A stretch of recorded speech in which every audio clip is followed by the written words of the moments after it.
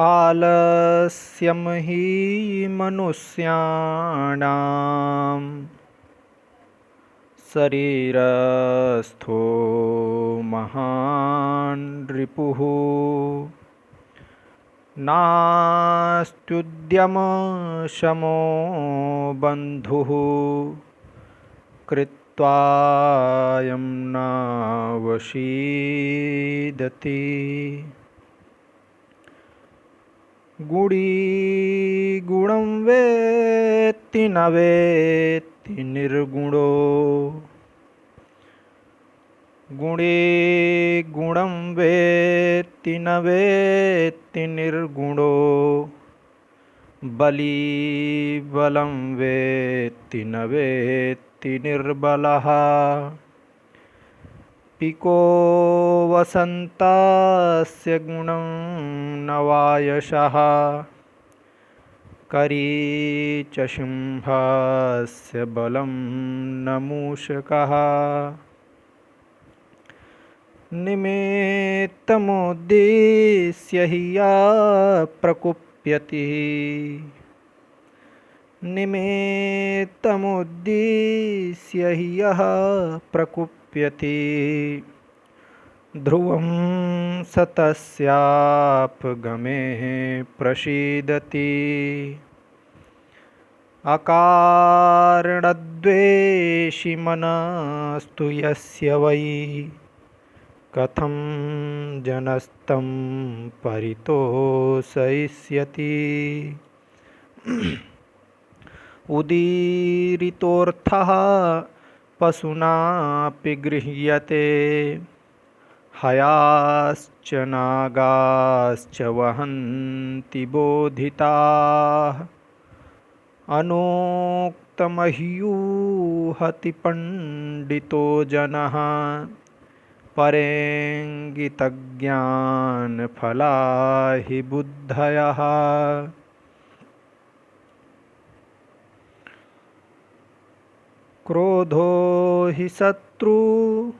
क्रोधो हि शत्रुः प्रथमो नराणाम्। क्रोधो हि शत्रुः प्रथमो नराणाम्। देहस्थितो देहविनाशनाय। यथा स्थितः काष्ठगतो हि वह्निः। यथा स्थितः काष्ठगतो हि वह्निः। स एव वह्निर्दहते शरीरम्। क्रोधो हि शत्रुः प्रथमो नराणाम्। देहस्थितो देहविनाशनाय। यथा स्थितः काष्ठगतो हि वह्निः। स एव वह्निर्दहते शरीरम्। मृगा मृगैः सङ्गमनुव्रजन्ति। गावश्च गोभिः तुरगास्तुरङ्गैः। मृगा मृगैः सङ्गमनुव्रजन्ति। गावश्च गोभिः तुरगास्तुरङ्गैः। मूर्खाश्च मूर्खैः सुधियः सुधीभिः। समानशीला व्यसनेषु सख्यम्। सेवितव्यो महावृक्षः फलच्छाया समन्वितः। यदि दैवात् फलं नास्ति छाया केन निवार्यते। अमन्त्रमक्षरं नास्ति नास्ति मूलमनौषधम्। अयोग्यः पुरुषः नास्ति योजकस्तत्र दुर्लभः। सम्पत्तौ च विपत्तौ च महतामेकरूपता सम्पत्तौ च विपत्तौ च महतामेकरूपता उदये शविता रक्तो रक्तश्चास्तमये तथा। विचित्रे खलु संसारे नास्ति किञ्चिन्निरर्थकम् अस्वस्थेद्धावने वीरः भारस्य वहने खरः अस्वस्थेद्धावने वीरः भारस्य वहने खरः। छात्रों नमो नमः। मैं नितिन शुक्ल भद्रा एजुकेशन में आप सभी का बहुत बहुत स्वागत करता हूं। आज मैं पुनः आपके समक्ष प्रस्तुत हुआ हूं सेमुसी के पंचम पाठ को लेकर के।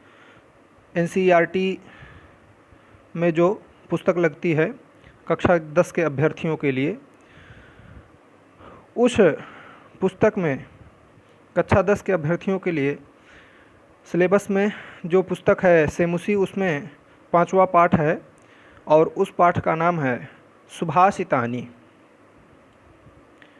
सुभाषितानि, यह इस अध्याय का हम लोग अध्ययन करेंगे। यहाँ पर देखेंगे लिखा हुआ है प्रस्तुतः पाठः।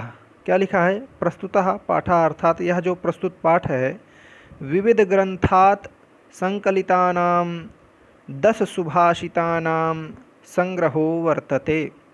विविध ग्रंथात् अर्थात कई ग्रंथों से, अलग अलग ग्रंथों से इन श्लोकों को संकलित किया गया है। विविध ग्रंथात् संकलितानां 10 सुभाषितानां संग्रहो वर्तते। और जो इन श्लोकों की जो है संख्या कितनी है, तो इन श्लोकों की संख्या 10 है। यहाँ पर देख लेंगे तो ये देखिए 10 है ना। तो ये जो श्लोक हैं, ये 10 श्लोक विविध ग्रंथों से प्राप्त हुए हैं। विविध ग्रंथों से इनका संग्रहण किया गया है। संस्कृत साहित्ये सार्वभौमिकं सत्यं प्रकाशयितुम् अर्थगाम्भीर्ययुता पद्यमयी प्रेरणात्मिका रचना सुभाषितमिति कथ्यते। बता रहे हैं कि संस्कृत साहित्य में सार्वभौमिक यह सत्य है, सार्वभौमिक रूप से यह सत्य माना गया है कि जो सुभाषित हैं वो क्या हैं। संस्कृत में यह इन ग्रंथों को जो है यह जो है इन ग्रंथों को क्या माना गया है कि इसमें जो है सार्वभौमिक रूप से यह सत्य माना गया है कि इसमें अर्थ की गंभीरता होती है। इन पद्यों में क्या होता है? अर्थ की गंभीरता होती है और यह पद्य प्रेरणात्मिका होती है, प्रेरणादायक होते हैं, है ना। रचना सुभाषितमिति कथते। और ऐसे प्रेरणादायक जो श्लोक होते हैं, जो पद्य होते हैं, उनको हम लोग सुभाषित कहते हैं। अच्छा, आशीष अर्थात आशीर्वाद प्राप्त करना और शुभ आशीर्वाद प्राप्त करना। शुभ आशीर्वाद जिनके द्वारा हम लोग प्राप्त करें वो सुभाषित हैं। तो इन पद्यों के द्वारा हम लोग शुभ आशीर्वाद इन पद्यों से प्राप्त करते हैं। तो वही अयम पाठः परिश्रमस्य महत्वम। यह जो पाठ है इसमें जो पद्य लिखे गए हैं उसमें परिश्रम के महत्व के बारे में बताया गया है। और क्या बताया गया है? क्रोधस्य दुष्प्रभाव, क्रोध के दुष्प्रभाव के बारे में बताया गया है। सामाजिक महत्व, समाज के महत्व के बारे में बताया गया है। सर्वेषां वस्तूनां उपादेयता, सभी वस्तुओं की उपादेयता, महत्वपूर्णता क्या है उसके बारे में बताया गया है। बुद्धेः वैशिष्ट्यम, और बुद्धि की वैशिष्टता के बारे में बताया गया है। ये जो जितने भी 10 श्लोक आप देख रहे हैं, इन 10 श्लोकों में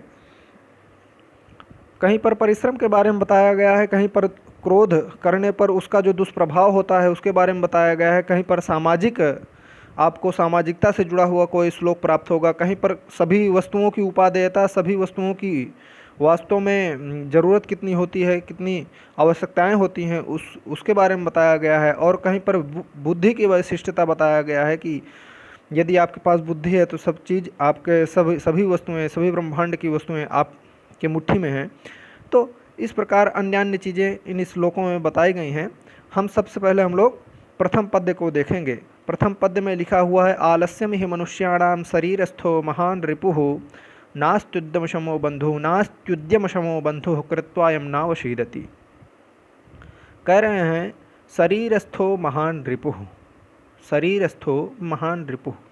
महान रिपु भयंकर शत्रु होता है। महान माने तगड़ा, ऐसा तगड़ा शत्रु होता है। तो किसका जबरदस्त शत्रु होता है? तो कह रहे हैं मनुष्याणाम, मनुष्यों का शत्रु होता है। मनुष्याणाम महान रिपु, मनुष्यों का भयंकर शत्रु होता है। तो मनुष्यों का शत्रु होता है, तो मनुष्यों में किसका शत्रु होता है? मनुष्यों में भी तो किस अंग का शत्रु होता है? तो कह रहे हैं शरीरस्थो, शरीर में स्थित होता है।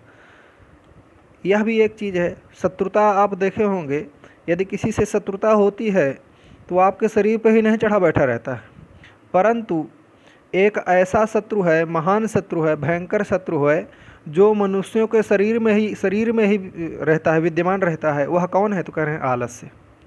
आलस्य एक ऐसा शत्रु है जो मनुष्य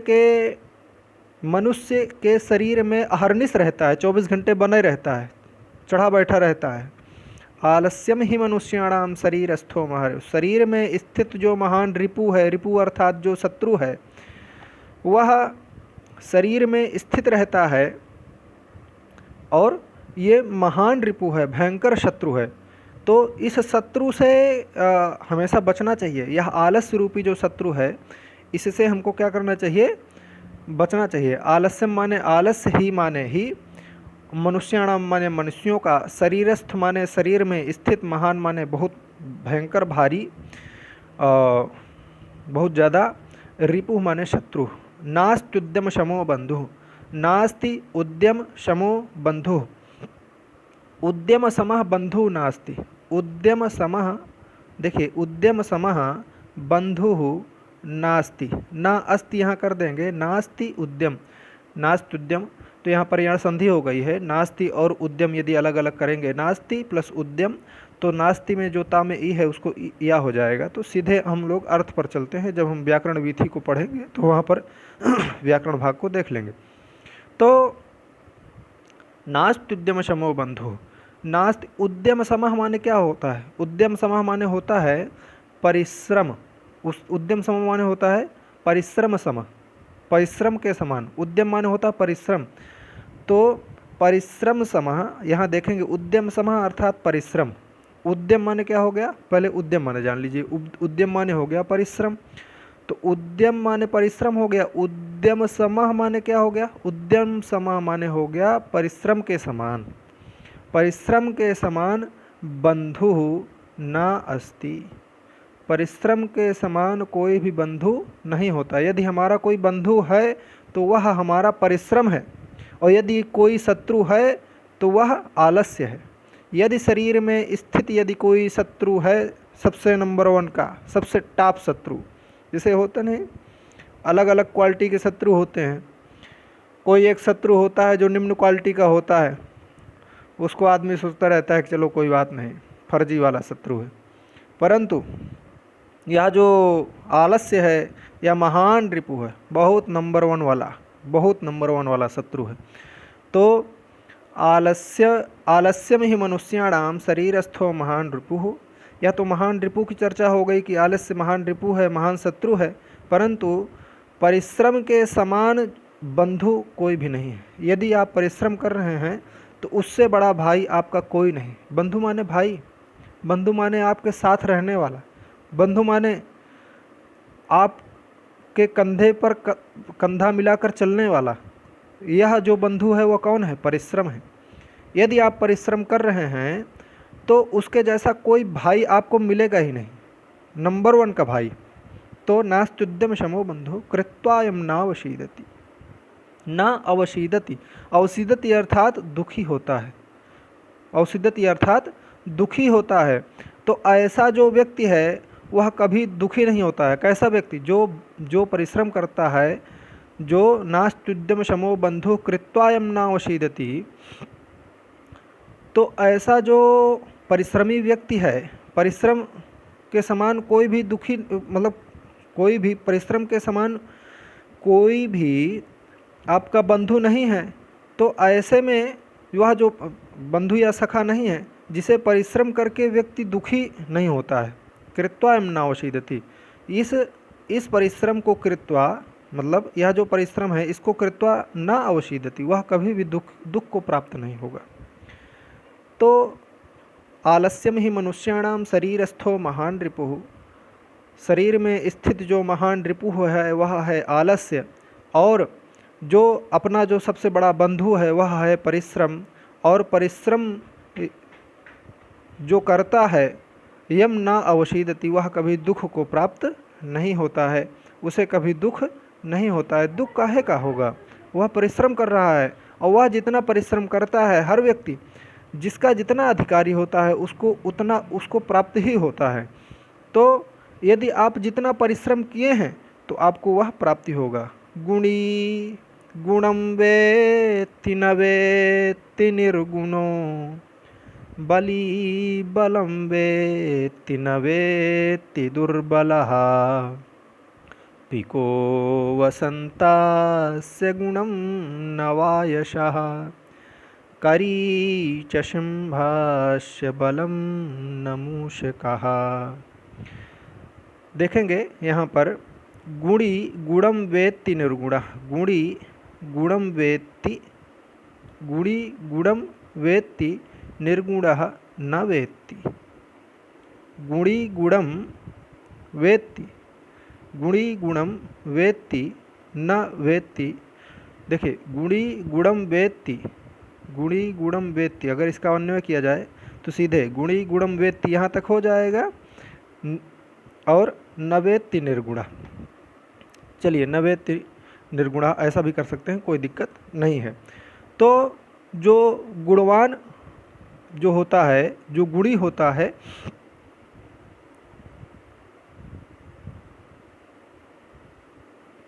गुणी गुणम वेत्ति, गुणी वाला, गुणी अर्थात जिसके अंदर गुण होता है, गुणम वेत्ति वही गुण को जानता है, वही गुण को जानता है, वही गुण की महत्ता को जानता है। गुणी गुणम वेत्ति, जिसके अंदर गुण होता है वही गुण के महत्व को जानता है, जिसके अंदर विद्या होती है वही उस विद्या के परिश्रम को जानता है। तो जिसके अंदर गुण होता है वही गुण को जानता है। न वेत्ति निर्गुणः, निर्गुण उस गुण को नहीं जान पाएगा। जिसके अंदर गुण नहीं है वह उस गुण को कैसे जान पाएगा। गुणी गुणम वेत्ति न वेत्ति निर्गुणः, और बली बलम वेत्ति न वेत्ति निर्बलः, जो बलवान है, जो बलशाली है, जो बलवान है, बलवान ही बल को जानता है, अशक्त बल को नहीं जान सकता है। बली बलम वेत्ति, जो बलवान पुरुष है, जो बलिष्ठ व्यक्ति है, जो वीर्यवान व्यक्तित्व है, पुरुष है, वही बल को जान सकता है। बली बलम वेत्ति, बली आदमी ही, बली मनुष्य ही बल को जानता है। न निर्बल, निर्बल क्या जाने बल क्या होता है। तो बली बलम वेत्ति न वेत्ति निर्बलः, पिको वसन्ता स गुणं न वायसः, पिको वसन्तस्य न गुणं, पिको वसन्तस्य गुणं न वायसः। कह रहे हैं वसन्तस्य गुणं पिका, जो वसंत ऋतु आती है, वसंत ऋतु के गुण को, वसंत ऋतु के गुण को पिका, वसंत ऋतु के गुण को कौन जानता है, तो कहें पिका जानता है। पिक अर्थात कोयल, पिका माने क्या होता है, कोयल। तो पिको वसंतस्य गुणम, वसंत के गुण को कौन जानता है, पिक जानता है। न वायसा, वायसा अर्थात कौआ, वायसा अर्थात काका, काका अर्थात कौआ। न वायसा, वसंत के वास्तविक गुण को कौन जानता है, वसंत के वास्तविक गुण को तो कोयल ही जानती है, ना कि वायस, वायस अर्थात कौआ। तो कौआ वसंत के गुण को नहीं जानता है, वसंत के गुण को कौन जानता है, वो जानता है कोयल, ठीक है। करी च सिंहस्य बलं न मूषकः, करी च सिंहस्य बलं न मूषकः। सिंहस्य बलम करी, और च माने और। भाई साहब यहाँ देख लीजिए, गुणवान ही गुण को जानता है, निर्गुण व्यक्ति गुण को नहीं जान पाता है। बलवान व्यक्ति ही बल को जानता है, निर्बल बल को नहीं जानता है। वसंत को कोयल ही समझ पाता है, वसंत के गुण को कोयल ही जानता है, कौवा नहीं जान पाता है। और करी च सिंहस्य बलम न मूषकः, करी अर्थात हाथी, सिंहस्य बलम करी, सिंहस्य बलम करी, जो सिंह होता है, सिंहस्य बलम करी वेत्ति। यहाँ यह जो देख रहे हैं, यह वेत्ति यह हर जगह आ जाएगा, ठीक है। वेत्ति माने जानता है, वेत्ति माने जानता है, तो वेत्ति जानाति, जानता है, ठीक है। वेत्ति अर्थात जानाति। तो यह सिंहस्य बलम करी वेत्ति, चा माने और, सिंहस्य बलम करी वेत्ति, सिंह के बल को करी, करी अर्थात हाथी जानता है। सिंह के बल को, सिंह कितना बलिष्ठ है, सिंह कितना बलवान है, सिंह कितना बलवान है, इसे तो हाथी के अलावा कोई नहीं जान सकता है। जब सिंह और हाथी का युद्ध होता है तो सिंह को पता चलता है कि यो इतना बलवान है यह सिंह। तो सिंहस्य बलम करी वेत्ति, सिंहस्य बलम करी वेत्ति, सिंह के बल को तो करी ही जानता है, न मूषकः, मूषक क्या जाने, मूषक अर्थात चूहा, है ना। करी माने क्या हुआ, हाथी। तो सिंह के बल को हाथी ही जानता है, न मूषकः, चूहा उसके बल की परिगणना नहीं कर पाता है, वह उसके बल को क्या जाने कि गज कितना, गज नहीं, सिंह कितना बलवान है ना।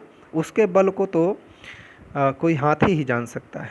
आगे देखेंगे, निमित्तमुद्यास्य हि या प्रकुप्यति, निमित्तमुद्देश्य हि यः प्रकुप्यति, ध्रुवं स तस्यापगमे प्रसीदति, अकारणद्वेषी मनस्तु यस्य वै, कथं जनस्तं परितोषयिष्यति, कथं जनस्तं परितोषयिष्यति।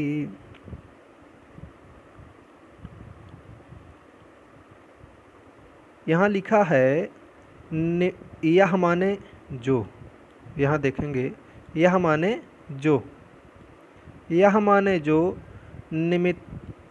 निमित्त उद्देश्य ही प्रकुप्यति, यह माने जो, यह माने जो व्यक्ति या जो प्राणी, यह माने जो निमित्त मुद्देश्य ही प्रकुप्यति, यह माने जो, जो निमित्त को उद्देश्य बना करके, निमित्त को उद्देश्य, निमित्त अर्थात कारण, निमित्त अर्थात कारण, जो निमित्त को उद्देश्य, कारण को उद्देश्य बना करके प्रकुप्यति, क्रोधित होता है।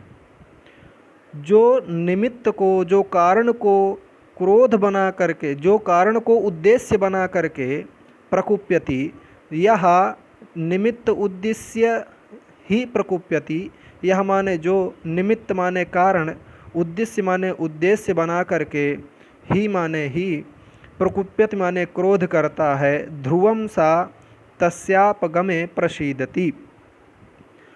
तो क्या होता है कि तस्य अपगमे, तस्य यहाँ पर है तस्य अपगमे, तस्य अपगमे, है ना। तो अपगमे अर्थात समाप्ते, अपगमे अर्थात समाप्त, अपगम होने पर, अपगम अर्थात चले जाने पर, अपगम अर्थात समाप्त हो जाने पर। तो तस्य अपगमे, तस्य अपगमे ध्रुवम प्रसीदति, तस्य अपगमे ध्रुवम प्रसीदति स, तस्य अपगमे ध्रुवम प्रसीदति।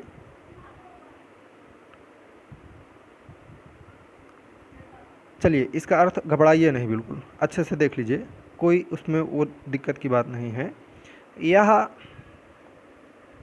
निमित्तमुद्दिश्य ही प्रकोप्यति, यह माने जो किसी कारण से क्रोध करता है।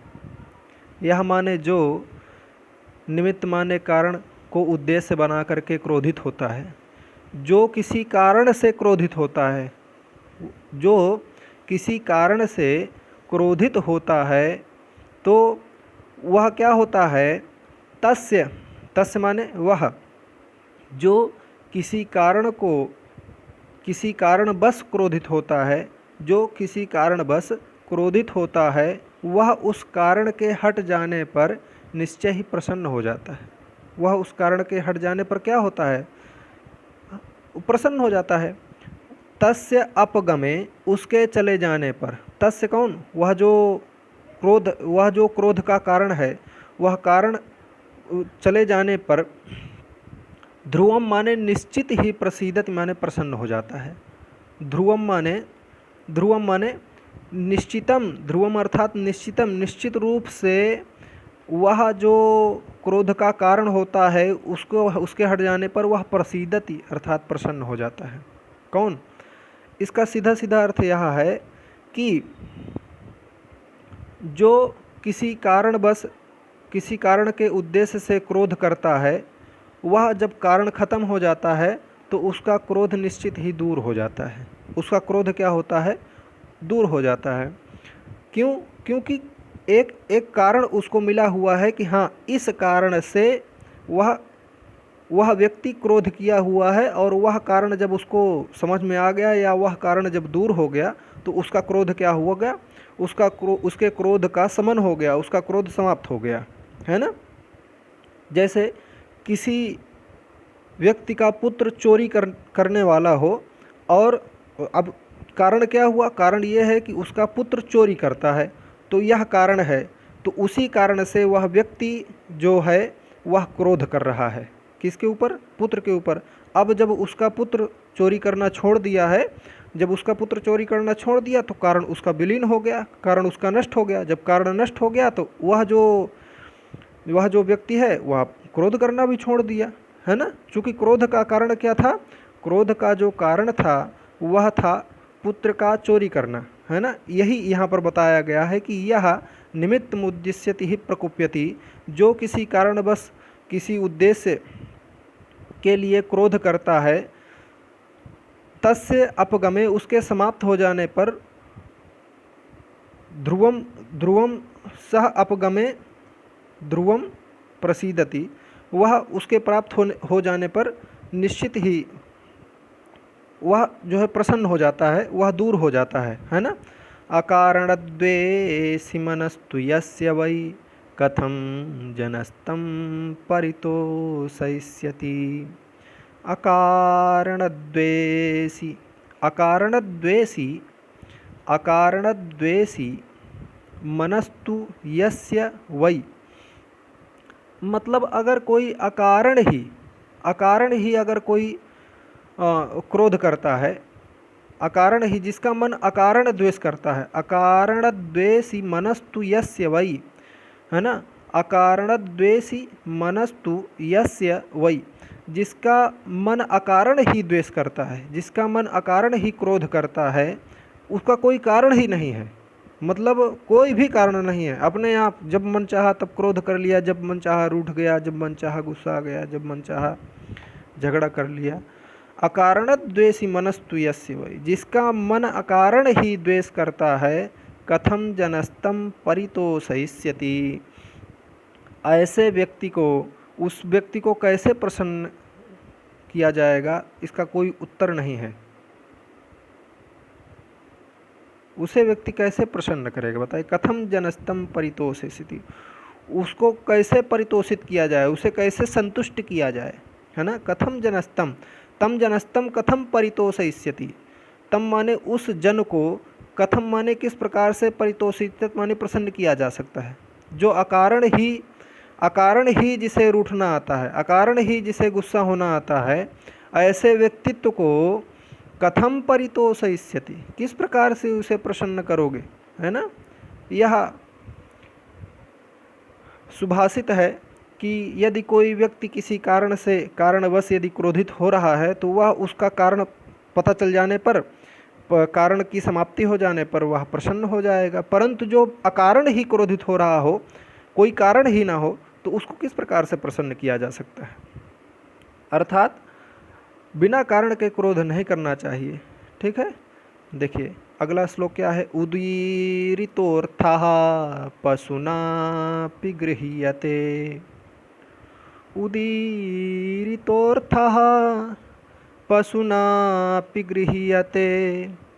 हयाश्च नागाश्च वहन्ति बोधिता। अनुक्तमप्युहति पंडितो जनः। परेङ्गितज्ञानफला हि बुद्धयः।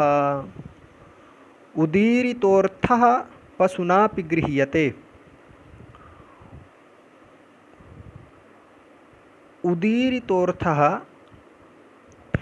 उदीरितोऽर्थः पशुनापि, उदीरितः माने होता है उक्ता अर्थात कथितः अर्थात कहा हुआ।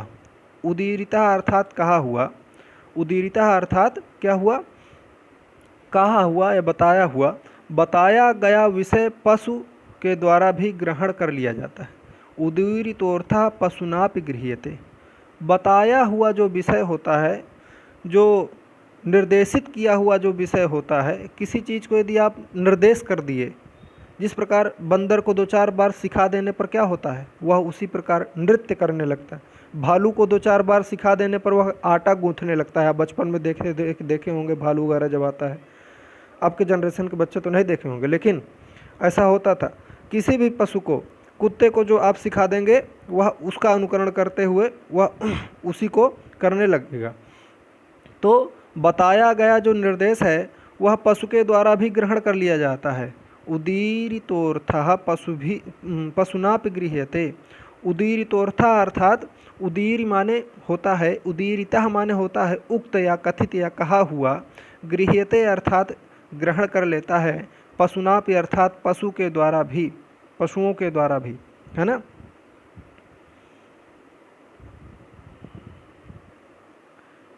हयाश्च नागाश्च वहन्ति बोधिताः। हयाश्च नागाश्च वहन्ति बोधिताः। हया माने होता है अश्व। हया माने क्या हो गया, अश्व। और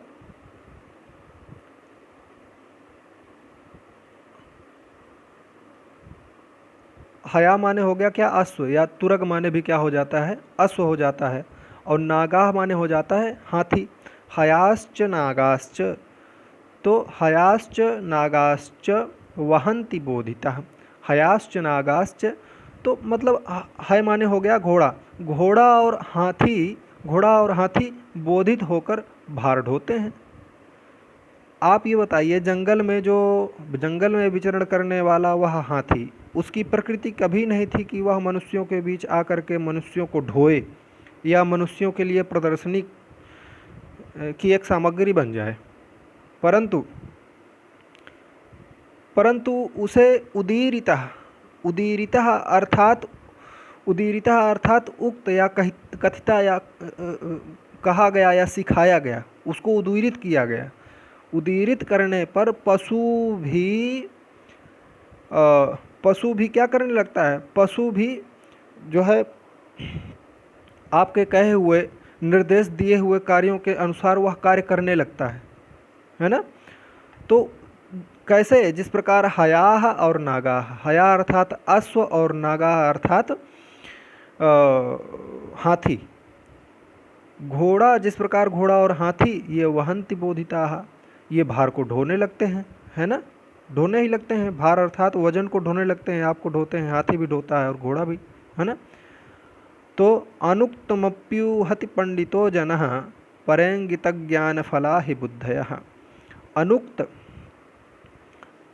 अनुक्त अनुक्तमप्युहति अनुक्तमप्युहति पंडितो जनः। अनुक्तमप्युहति पंडितो जनः, अब यहाँ तक यह समझ में आ गया है कि यदि किसी को बताया गया, किसी भी पशु को निर्देश दे दिया जाता है तो वह उसके अनुसार उसको ग्रहण करके उसी प्रकार वह करने लगता है, परंतु विद्वान व्यक्ति न कहे गए विषय का भी अनुपालन कर लेता है। विद्वान पंडितों जन, जो पंडित जन होते हैं, उनको कहना पड़ता है क्या कि इधर मुड़िए, अब इधर मुड़िए, अब ये करिए, है ना। अनुक्त विषय को भी, अनुक्त जो बिना कहे हुए पंडित जन क्या करते हैं, जो बुद्धिजीवी व्यक्तित्व होते हैं, वो बिना कहे हुए विषय को समझ लेते हैं, क्या करना है और क्या नहीं करना है,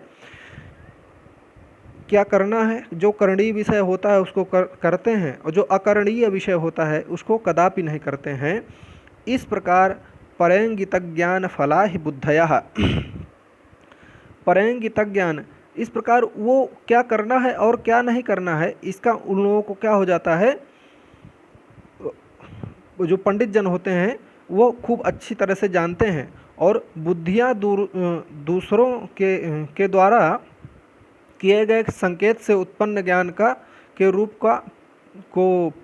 का फल पा लेती हैं, अर्थात दूसरों के संकेतों से ही गूढ़ विषय को जान लेती हैं।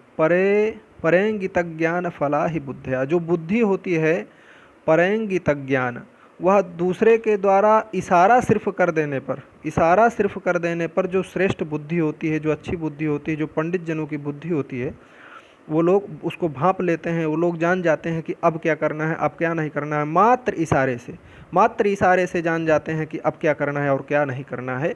इस प्रकार जो बुद्धिजीवी व्यक्तित्व होते हैं वो लोग जान जाते हैं।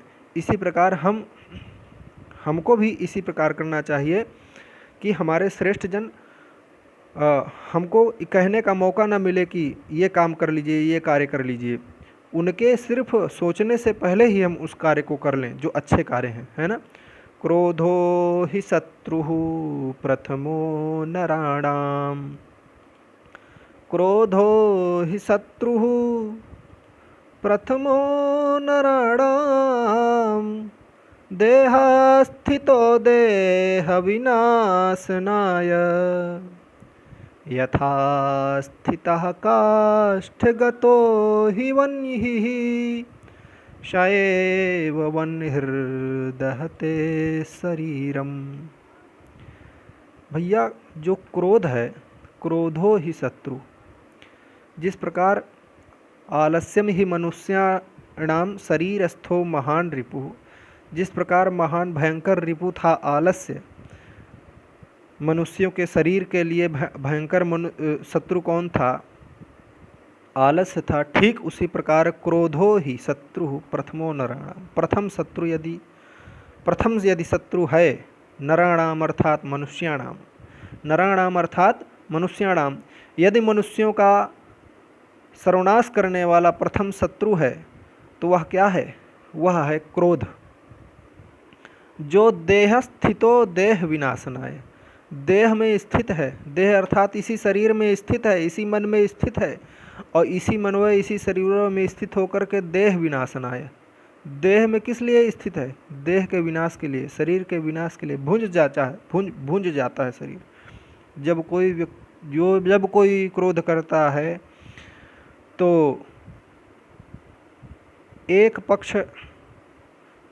पक्ष की ऊर्जा, एक पक्ष अर्थात 15 दिन की ऊर्जा उसकी समाप्त हो जाती है। देहस्थितो देह विनाशनाय, देहस्थितः, देह में स्थित जो क्रोध है वह क्या करता है, वह किस लिए है, तो देह विनाशनाय, शरीर के विनाश के लिए है ना। क्रोधो हि शत्रुः प्रथमो नराणाम, क्रोधो हि शत्रुः प्रथमो नराणाम, क्रोधो हि शत्रु, क्रोध ही प्रथम शत्रु है नराणाम, मनुष्यों का। देहस्थितो देह विनाशनाय, देह में स्थित है शरीर के नष्ट करने के लिए। ठीक उसी प्रकार यथा माने जैसे, यथा माने जैसे, यथा स्थितः काष्ठगतो हि वह्निः, काष्ठगतो हि वह्निः यथा स्थितः, काष्ठ में जिस प्रकार वह्नि स्थित होती है, काष्ठ अर्थात लकड़ी, काष्ठ अर्थात लकड़ी। अब प्राचीन काल में आप लोगों ने सुना होगा कि पत्थर या लकड़ी से, पर लकड़ी को रगड़िए तो लकड़ी की ही रगड़ से जंगल में आग लग जाती थी, या प्राचीन काल में लोग उससे आग जला लेते थे। किससे? आपस में लकड़ी को रगड़ने से ही। तो काष्ठगतो ही वन ही, इसका मतलब यह हुआ कि उस काष्ठ में, उस लकड़ी में वन ही विद्यमान है, तभी तो वन ही उसमें से उत्पन्न हो गई। तो यदि वन ही उसमें विद्यमान है तो वह वन ही का कार्य क्या है? वह वन ही का कार्य है, लकड़िये में वन ही स्थित है और उसी लकड़ी को क्या कर देती है? जला देती है। सएव वन्हिर दहते शरीरम, जिस प्रकार लकड़ी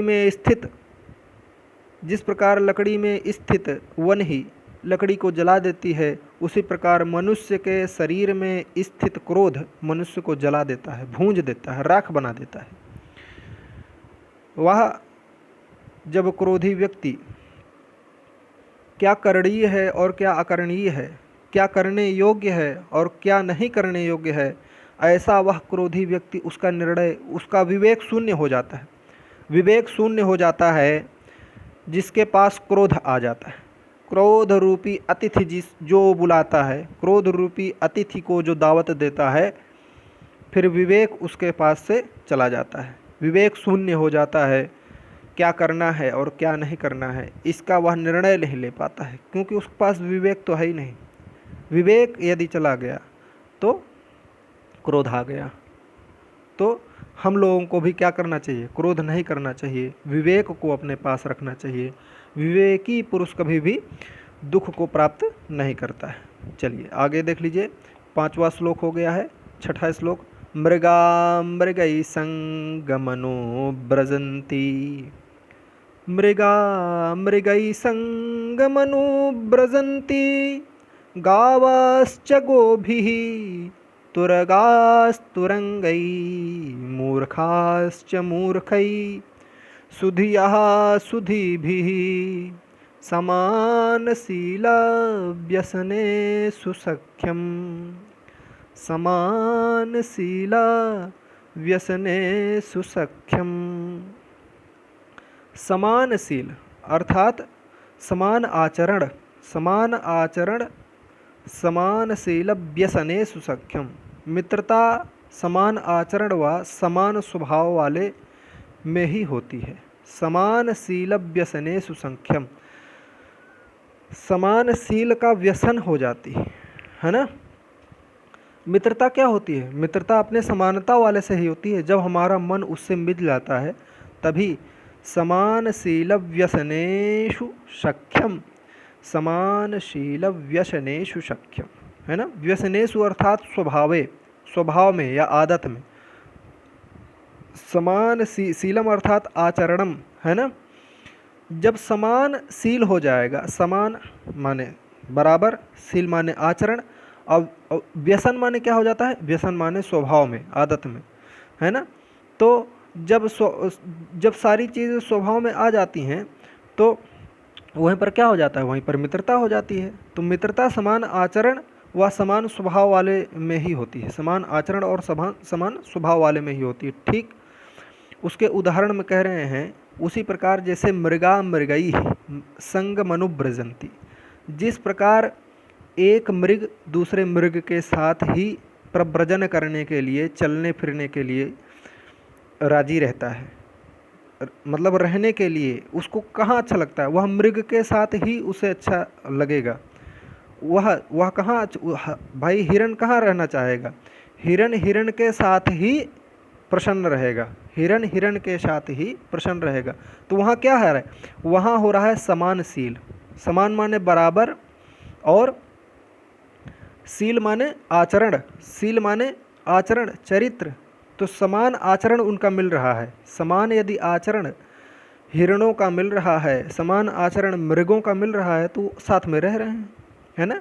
मृगा मृगई संग मनुब्रजंती, और गावश्च, ब्रजंती माने रहते हैं या चलते हैं, ब्रजगतो धातु है तो ब्रजंती, भाई बहुत सारे हिरण हैं आपस में मिलजुल करके रहते हैं। क्योंकि उनका आपस में रूप रंग स्वभाव सब कुछ मिलता है, इसलिए वह आपस में रहते हैं। और गावश्च गोभी तुरगास तुरंगई, गावश्च गोभी, गावश्च गोभी। और जो गायें होती हैं वो भी क्या करती हैं, वो भी आपस में ही रहती हैं। गावश्च गोभी, है ना, वो भी आपस में ही रहती हैं। और तुरगास तुरंगे, तुरगा, तुरग माने होता है क्या, अश्व, और अश्वों के साथ अश्व रहते हैं। आप कभी देखे होंगे किसी गाय के साथ अश्व रह रहा हो, या मृग के साथ अश्व रह रहा हो, या मृग के साथ हाथी हमेशा रहते हो, ऐसा कभी नहीं। मृग के साथ मृग रहेंगे, क्योंकि उनका रूप रंग संग मनुब्रजंती, संगता के कारण, शील समान शील के कारण, समान व्यवहार के कारण वो आपस में एक साथ ही रहते हैं। गावश्च गोभी, गाय के साथ गाय रहती है। तुरंगास तुरंगे ही, और तुरंगों के साथ अर्थात घोड़ों के साथ घोड़े ही रहते हैं। और मूर्खाश्च मूर्ख ही, मूर्खों के साथ एक मूर्ख दूसरे मूर्ख को खोजता रहेगा, लंप लेकर खोजेगा, टार्च लेकर, है ना। एक मूर्ख दूसरे मूर्ख को खोजता रहेगा कि फला मूर्ख मिल जाए, बढ़िया मूर्ख। एक नशा व्यक्ति करने वाला जो होगा वह किसी उच्च कोटि के नशेड़ी व्यक्ति को खोजता रहेगा। जहाँ भी जाएगा, जिस क्षेत्र में जाएगा, वहाँ सबसे पहले उसकी नज़र कहाँ पड़ेगी, किसी नशेड़ी व्यक्ति पर पड़ेगी, कि कोई ऐसा व्यक्तित्व मिल जाए जो उच्च कोटि का नशा करता हो, ताकि मैं भी उसके साथ बैठ करके नशा कर लूँ।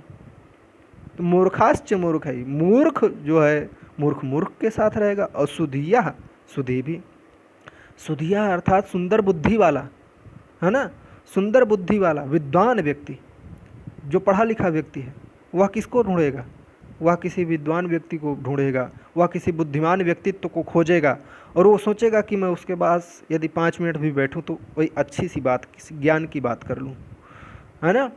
तो जो व्यक्ति जिस समान, जिस आचरण का होता है, जिस बुद्धि का होता है, वह उसी बुद्धि उसी आचरण के व्यक्तित्व को खोजता रहता है।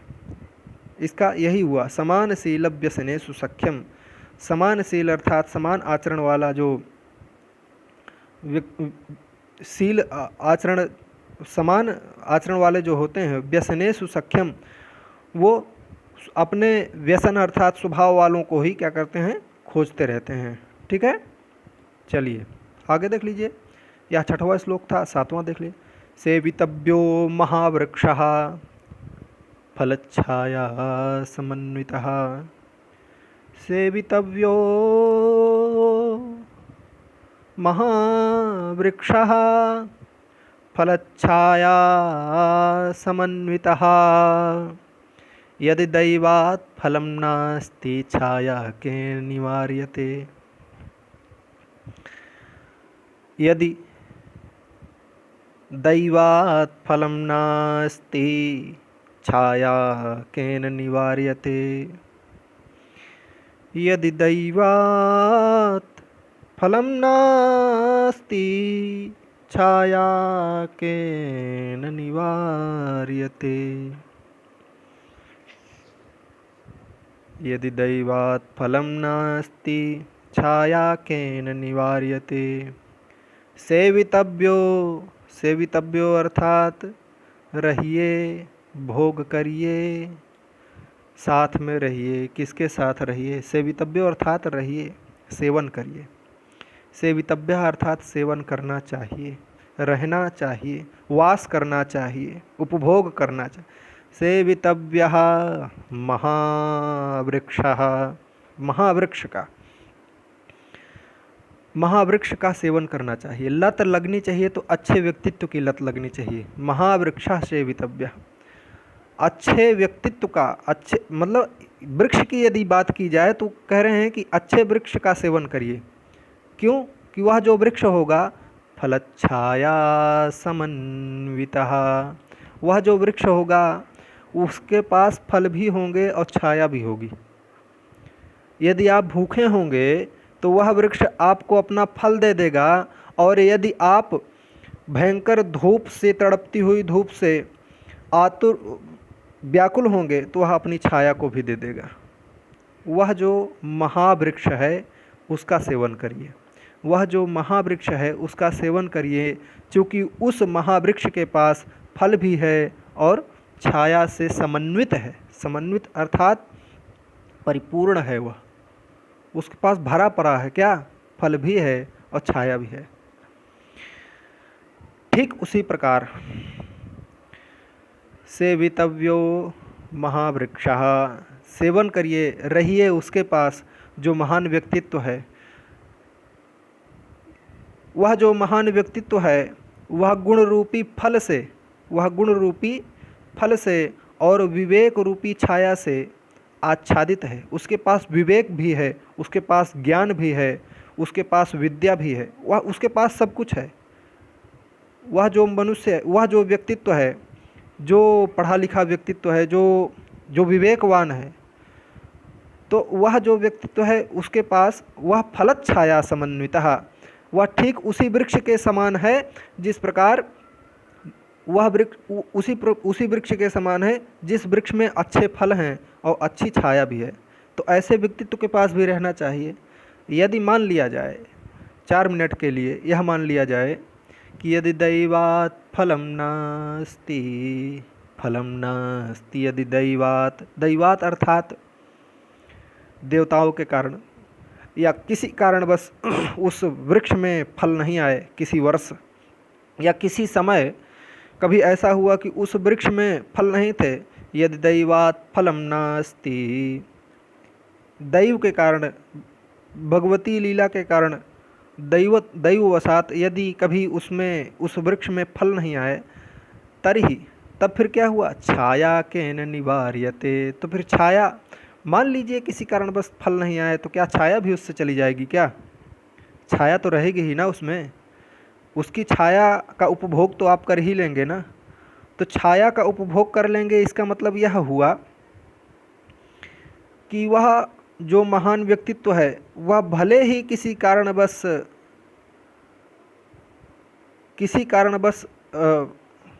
बहुत अच्छा ना हो, लेकिन गुण तो हमेशा उसमें रहेंगे ही, हमेशा सदा सर्वदा उसमें गुण रहेंगे।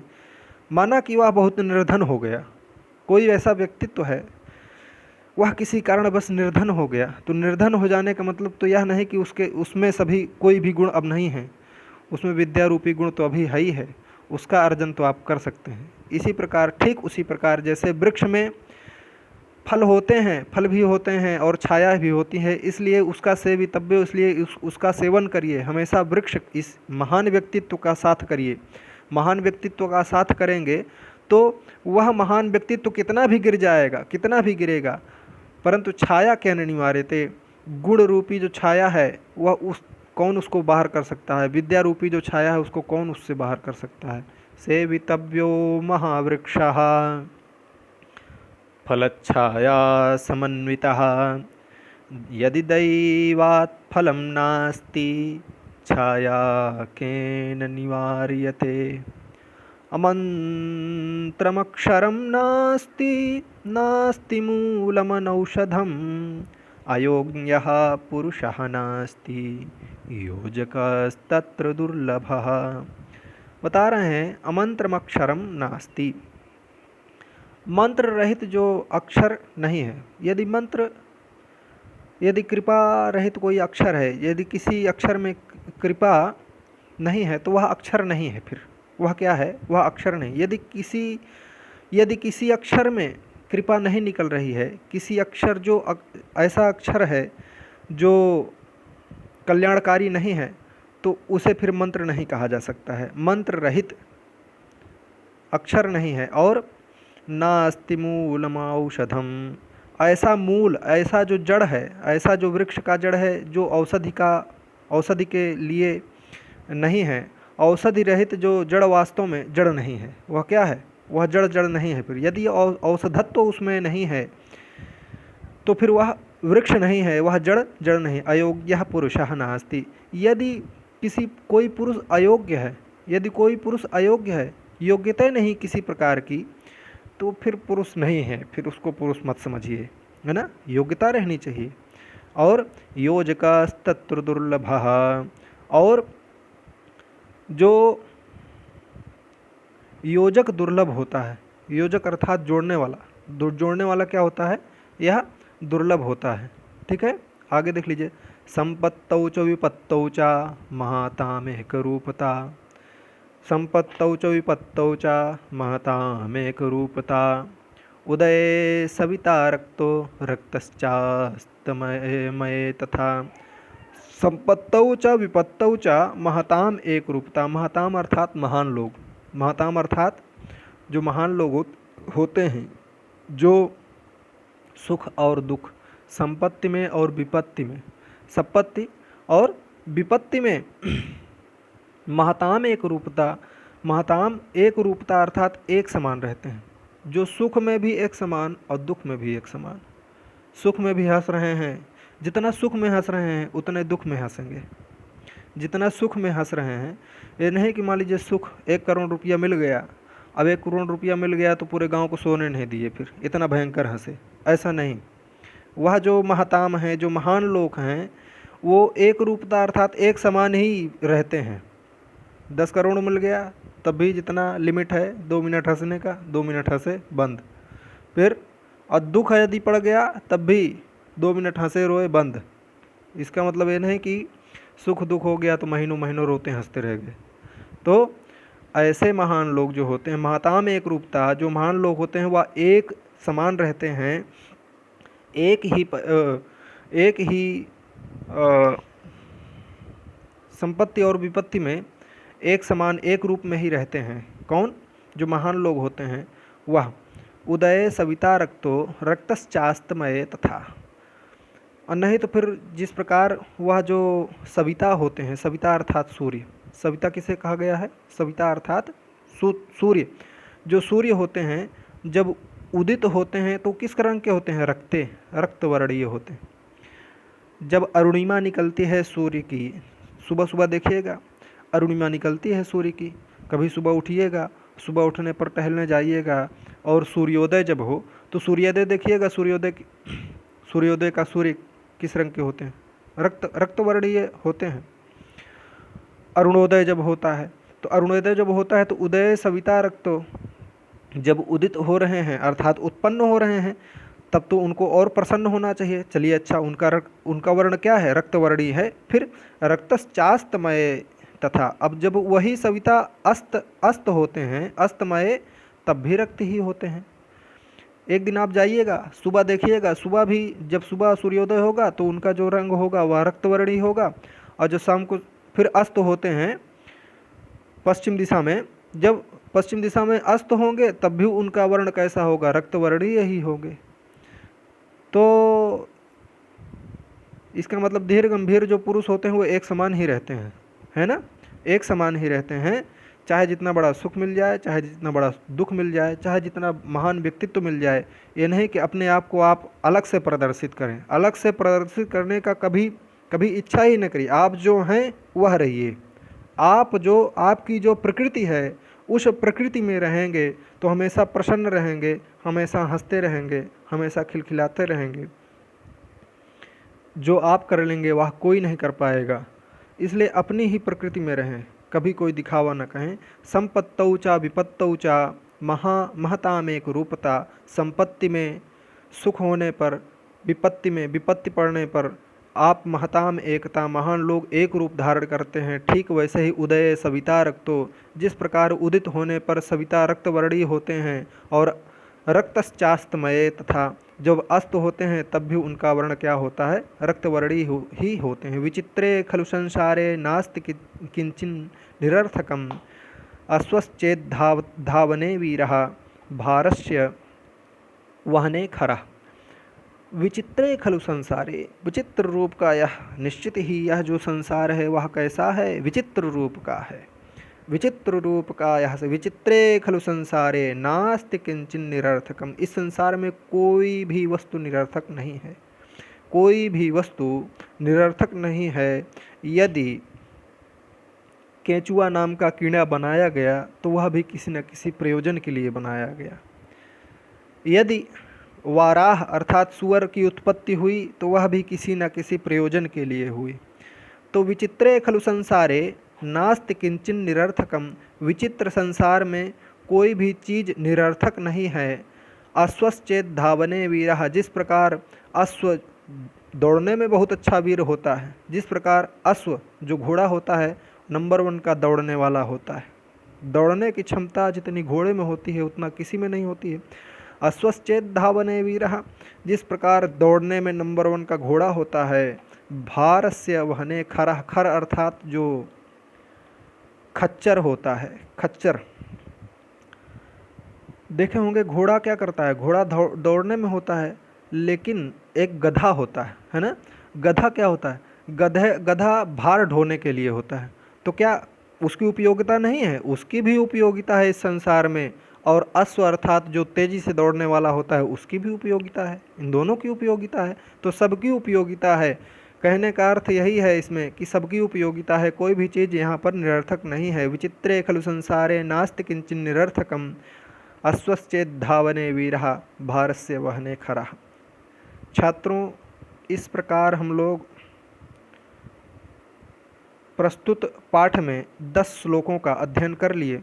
यदि आपको अच्छा लगा हो तो वीडियो को शेयर करें, चैनल को सब्सक्राइब करें और लाइक भी करें। लाइक करेंगे तो मेरा मनोबल बढ़ेगा, उससे तो मैं अच्छे तो वीडियो बना ही रहा हूँ, जितना प्रयास है उतना करूँगा। और इसको शेयर भी करें अपने दोस्तों से, ताकि उनको भी यह लाभ मिल सके, है ना। ये कभी मत सोचिएगा कि मैं फला दोस्त को शेयर कर दूंगा तो वह भी पढ़ लेगा। वह उतना ही पढ़ेगा जितना उसका सामर्थ्य है। आप उतना पढ़ेंगे जितना आपका सामर्थ्य है।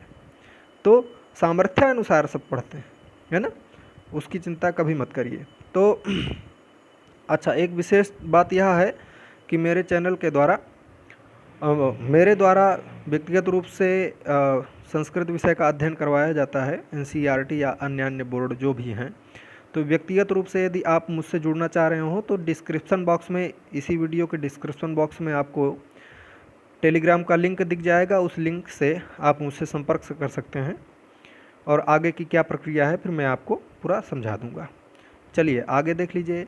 आगे यहाँ पर शब्दार्थ दिए हुए हैं, इन शब्दार्थों को आप अच्छे से देख लीजिएगा, ठीक है। इन शब्दार्थों को अच्छे से देख लीजिएगा। और श्लोका नाम अन्वयः, यह जो है, जो अभी तक मैं श्लोक पढ़ा रहा था, यह उनका अन्वय है ना।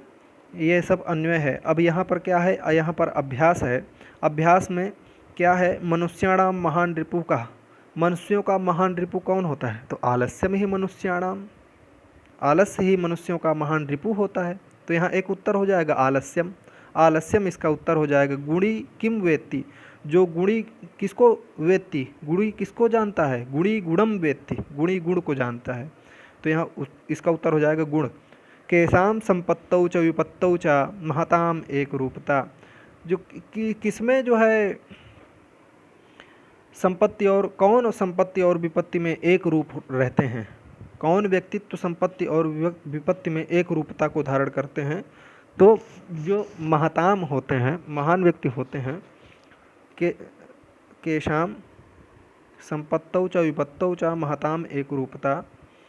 यहाँ देखिए दिया हुआ है ना यह श्लोक, देख लीजिए, कोई शंका न रह जाए। संपत्तौ च विपत्तौ च महताम एक रूपता, उदय सविता रक्तो रक्तश्चास्तमय।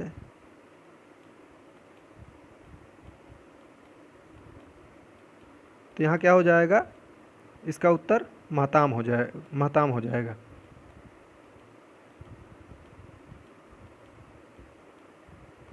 पशुना अपि कीदृशः गृह्यते, पशुना अपि कीदृशः गृह्यते, पशुओं के द्वारा भी कैसे ग्रहण किया जाता है, इसका वर्णन कहाँ पे आया है, पशुना अपि कीदृशः गृह्यते।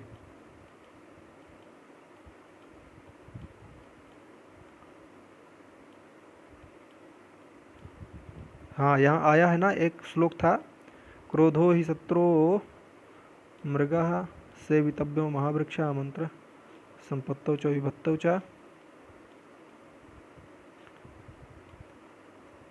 उदीरितोर्थः पशुनाप गृह्यते। यही उदीरितोर्थः उसका अर्थ हो जाएगा। उदीरितोर्थः पशुनाप गृह्यते, वह जो प्रश्न है उदीरितोर्थः, उसका एक उत्तर, एक ही पद में आपको उत्तर देना है, तो उदीरितोर्थः उसका उत्तर हो जाएगा, ठीक है। चलिए देख लीजिए, उदीरितोर्थः, पशुना अपि कीदृशा कृते उदीरितोर्थः, गृह्यते उदीरितोऽर्थः उदय उदय समय अस्त समय च कः रक्तः भवति। उदय के समय और रक्त होते समय, अस्त होते समय कौन एक समान रहते हैं? तो सविता अर्थात सूर्य। सूर्य भी लिख सकते हैं और सविता भी लिख सकते हैं, दोनों में कोई दिक्कत नहीं है। आगे है अधोलिखितानां प्रश्नानां उत्तराणि संस्कृत भाषया लिखत। अधोलिखित जो प्रश्न है उनके उत्तर आपको संस्कृत भाषा में देने हैं। तो सबसे पहले जो यहाँ पर प्रश्न है, केन समः बंधु नास्ति, किसके समान बंधु नहीं है? तो उद्यमेन समः बंधु नास्ति, केन के स्थान पर उद्यमेन हो जाएगा। उद्यमेन समः बंधु नास्ति।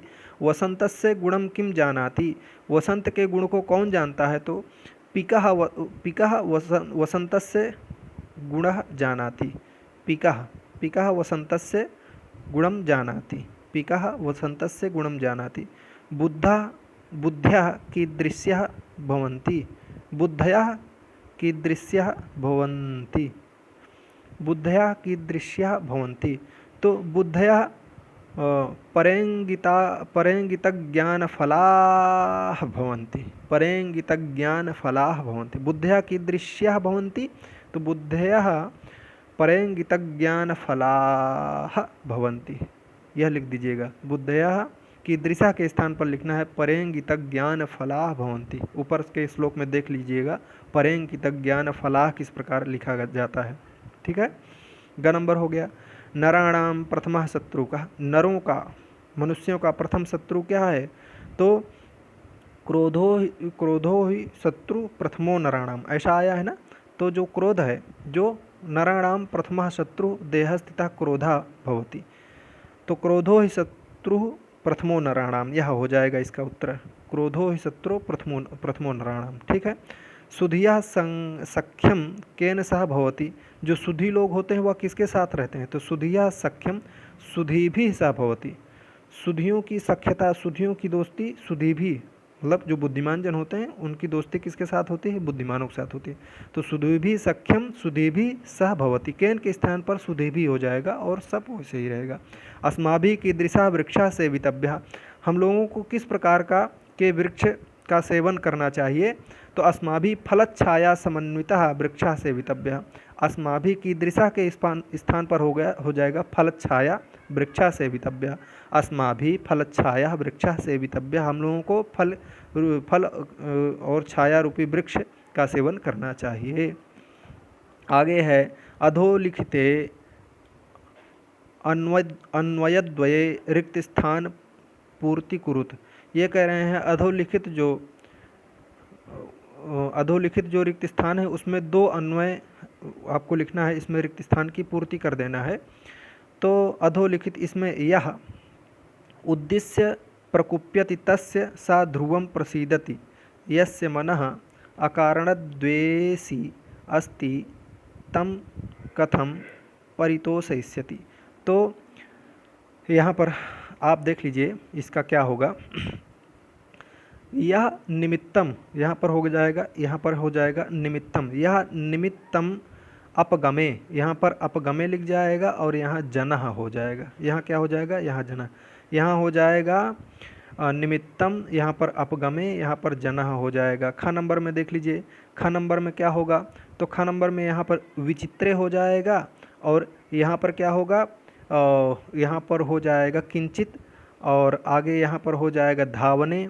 यहाँ पर क्या हो जाएगा? धावने और भारत से, यहाँ पर भारत से हो जाएगा। ठीक है, ये हो जाएगा। ये आपका रिक्त स्थानों की पूर्ति हो गए। अधोलिखितानां वाक्यानां कृते समानार्थकान् श्लोकांशान् पाठात् चित्वा लिखत। ये कह रहे हैं कि जो अधोलिखित वाक्य हैं उनके समानार्थान श्लोकान पाठात् चित्वा लिखत, समान श्लोकों को जो है वही लिखना है। विद्वांसः एव भवति यः अनुक्तम अपि तथ्यम जानाति।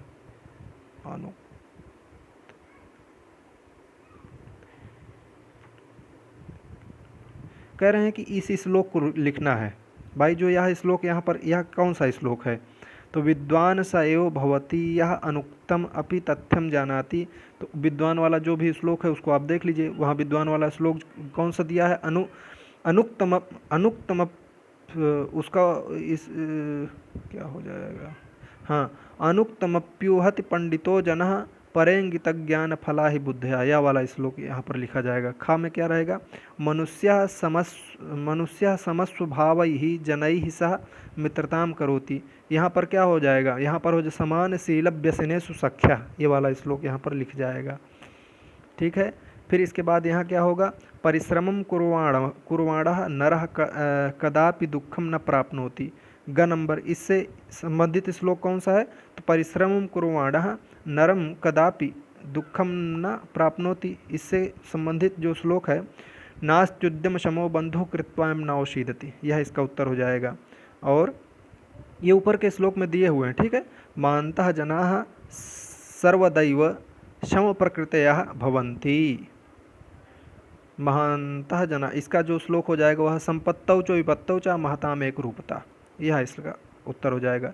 यथा निर्देशम परिवर्तनम विधाय वाक्यानि रचयत, ये कह रहे हैं यथा निर्देशम, यहाँ पर जो निर्देश दिया गया है बहुवचन में, कर्मवाच्य में, एक वचन में, कर्मवाच्य में, कर्मवाच्य में, यहाँ पर जो निर्देश दिया गया है उसमें उसको परिवर्तित करना है और वाक्य की रचना करना है। तो यहाँ लिखा है गुणी गुणम जानाति, तो गुणी गुणम जानाति इसका जो है बहुवचन में यदि प्रयोग करेंगे तो गुणिनः गुणम जानाति, गुणिनः गुणम जानाति, गुणी के स्थान पर गुणिनः हो जाएगा, गुणिनः गुणम जानाति। अब ख नंबर है पशु उदीरितम अर्थम गृह्णाति। अब इसको कर्मवाच्य में आपको बदलना है, तो कर्मवाच्य में यदि बदलेंगे तो ये जो पशु है तो यह तृतीया में हो जाएगा पशु भी ही हो जाएगा। क्या हो जाएगा, पशु भी पशु भी उदीरितः अर्थम गृह्यते, उदीरितः उदीरितम के स्थान पर उदीरितः हो जाएगा, तो पशु भी उदीरितः अर्थम गृह्यते, कर्मवाच्य में हो गया। मृगाः मृगैः सह अनुब्रजन्ति, इसको एक वचन में बनाना है, तो मृगः मृगेण सह अनुब्रजन्ति, मृगः मृगेण सह अनुब्रजन्ति, मृगः मृगेण सह अनुब्रजन्ति, एक वचन में हो गया। ठीक है। अब इसको कर्मवाच्य में बनाना है। कह छायाम निवारयति, तो इसका यदि कर्मवाच्य में बनाएंगे तो हो जाएगा केन छाया निवार्यते, है ना। कह छायाम निवारयति केन छाया निवार्यते, केन छाया निवार्यते, यह इसका क्या हो जाएगा, कर्मवाच्य हो जाएगा। फिर इसको कर्तृवाच्य में आपको बदलना है, तेन एव वह्निना शरीरम दह्यते, तेन तेन एव शरीर वह्निना दह्यते, सह सह एव वह्नि शरीरम दह्यति, ऐसा हो जाएगा। ठीक है। तो यह क्या हो गया, यह आपका कर्तृवाच्य में हो गया। संधि संधिम संधि विच्छेदम कुरुत, संधि का संधि विच्छेद करना है। जैसे यहाँ पर लिखा हुआ है ना प्लस अस्ति, ना प्लस अस्ति उद्यम समः,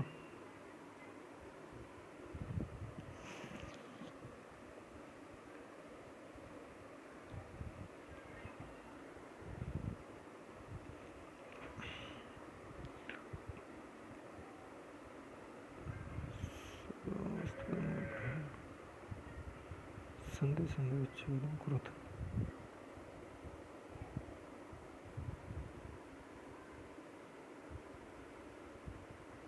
चलिए,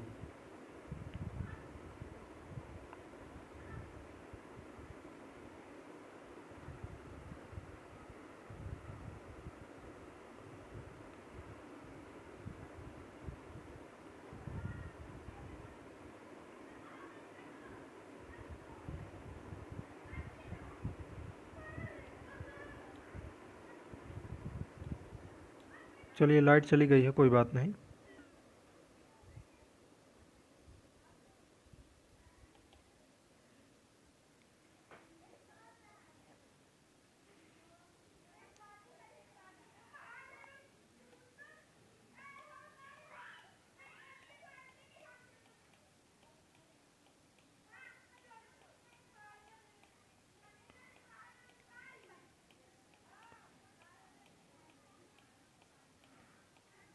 चलिए यहाँ पर बहुत सरल सरल है, इसको आप लोग अपने से कर लीजिएगा।